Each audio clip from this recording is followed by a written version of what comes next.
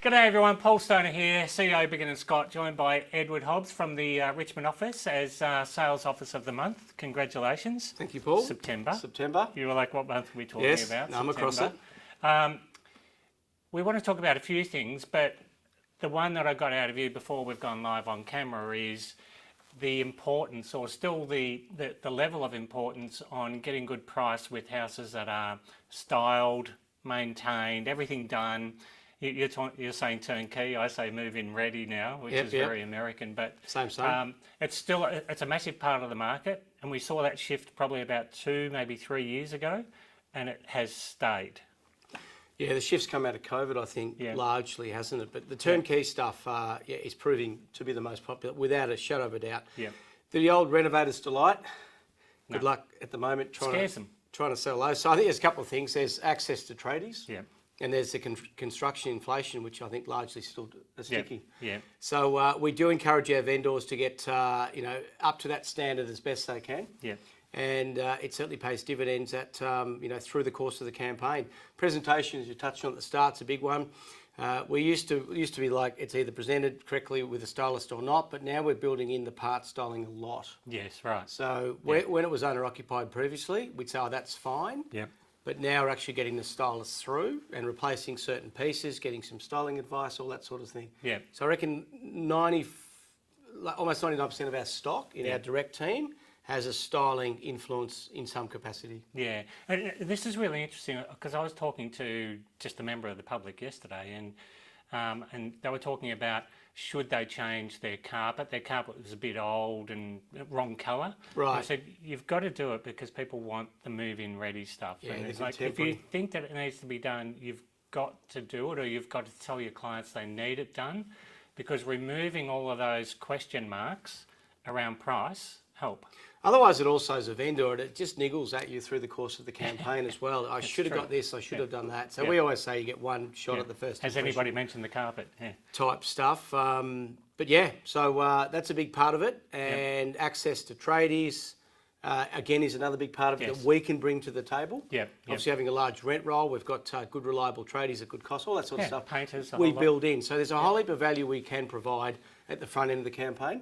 Not just through it and towards the end of it. Yeah, so don't be afraid of bringing this stuff up and having a conversation around it with your vendors, because, I mean, you say you've got a stylist going through, which is fantastic, because they will talk about, talk about all of the things that they would like to do to a property to take, if they were looking after it, and then you've got a choice.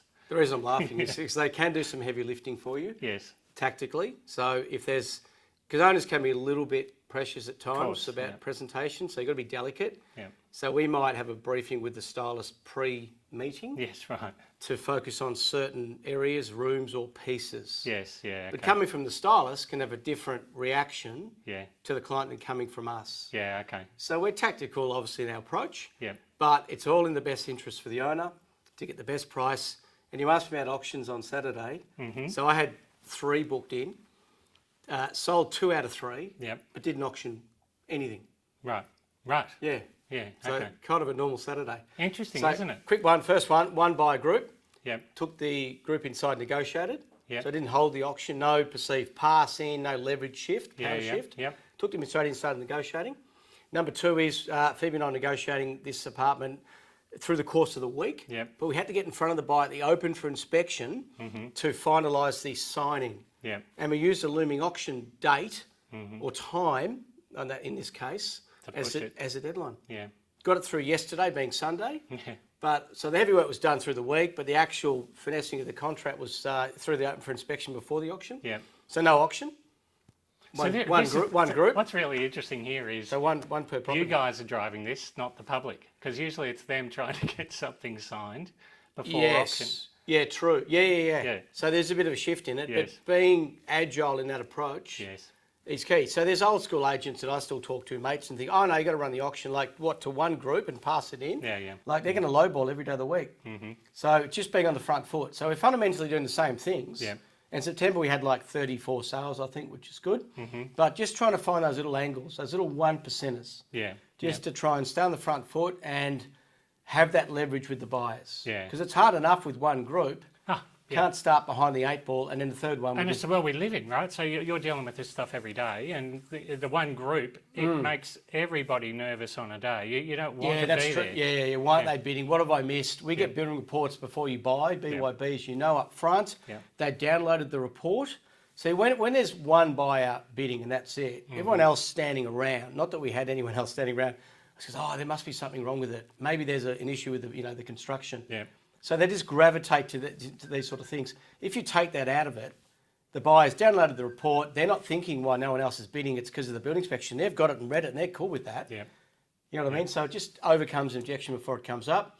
And without the passing all the hoo-ha and stuff, took them in, negotiated, bang, before they knew it was sold. Yeah. Sold sticker goes up, then probably they go, oh, we didn't even auction that. Yeah. Because we move things, quite quickly through that negotiation period. Auction so overwhelmingly, so you guys, did you say 34 or 36? Sales? I think it was 34. So 34. September, yeah. If you're watching this, you need to be pushing. When there's somebody interested in a property, you need to push that to the end to find out if they are the buyer or not. But from day one. Yeah. So contracts, building reports were applicable from day one. Yeah. The old set and forget 4 weeks. Yeah. We'll wait till auction day. That's gone. Yeah. Years back. Yeah, because the longer you wait, I mean, we all know this, but the longer you wait, more competition comes onto the market, and then they've got. And that's not buyers. That's competing stock. They've got an excuse to hold back, and then that can ruin your whole campaign.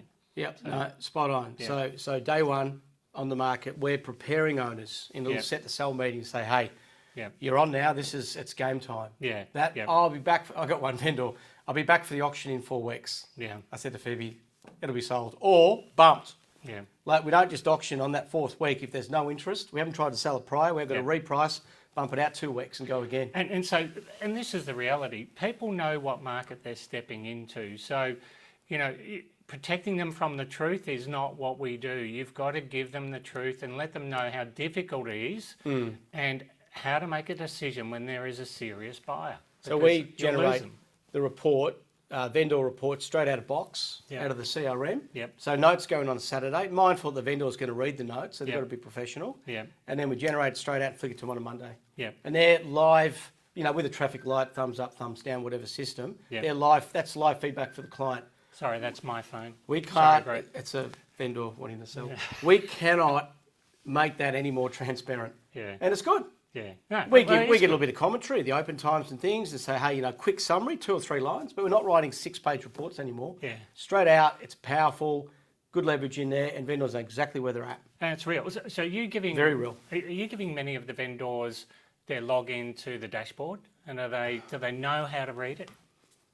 Because I'm going to spend some time on this. No, but I have flagged that a few weeks back, and we haven't progressed on it. That is an area that we could pick up on. Yeah, I think it's an area we all need to concentrate on. Because I think Brett's improving. Yeah. I mean, not that it yet, but there's some really good stuff in there, isn't there? Yeah. No, some great stuff. Yeah. And it's in this market, it was built to help in this type of market. So we'll spend a little bit more time on that. But and it's when they very log transparent. in, do we get notified? I think.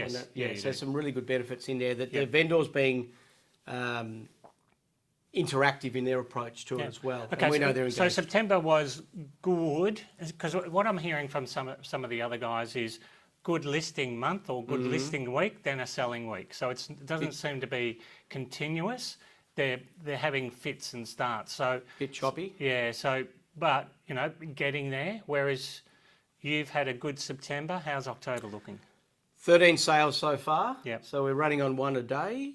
We're closing in, I think the target's again about 35, but closing in on now, so hit the 300 sales middle of September. Yep. We're now looking at 350. Right. That's the next target. And Yep. 350 becomes 400. We finished up somewhere in between. Yeah. Good month. Because we're looking at the whole figure now because we're close to December. Yeah, so we're looking at the calendar year now. You can see the light. And we've got countdowns to certain sales in our team. Visuals, whiteboards, countdowns, 20, 25 listings. Yeah. Keeps you motivated. Little sprints out in front all the time. Yeah. If it's just one continuous year, so we go quarterly.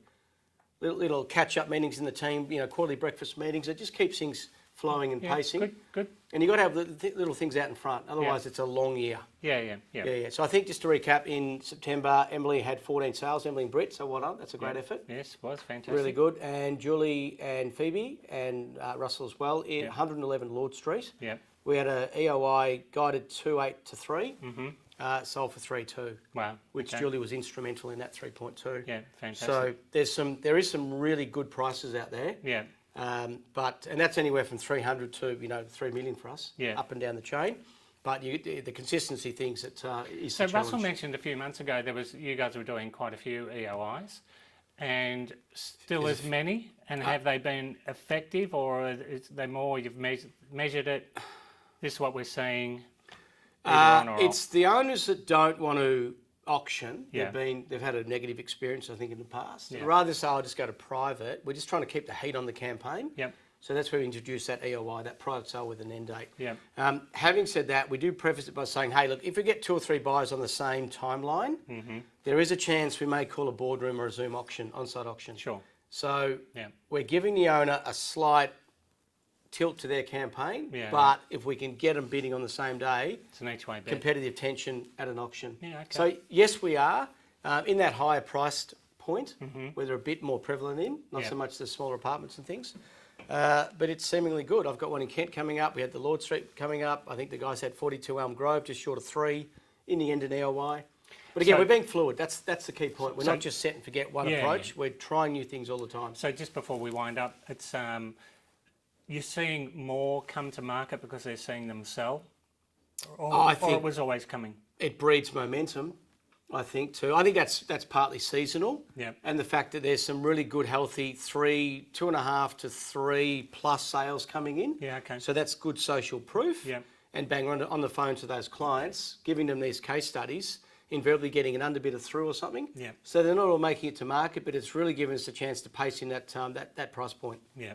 Yep. So it's working well. Well, something you're doing is working well, and by the sounds of things, it's everything. It's a dynamic world that we live in this real estate market. So you need to be addressing all parts of it and constantly changing, which you guys do well, but recognising most of all that the move-in ready, everything done, that changed 3 years ago, and it is alive and well. Yeah, the turnkey. And have that chat up front, not at the end. You say turnkey, I'll say move-in ready. You can't go back. We'll argue about that later, but you can't go back and say, oh, we should have done this or that. Yep. You lose credibility. So it's got to be done. Harder chats at the front of the conversation.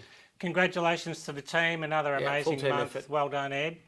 And by the sounds of things, it's a good run into Christmas. And don't forget, this is a run to Christmas. So hopefully be back in October. Yeah. Thanks, Cheers, Paul. everyone.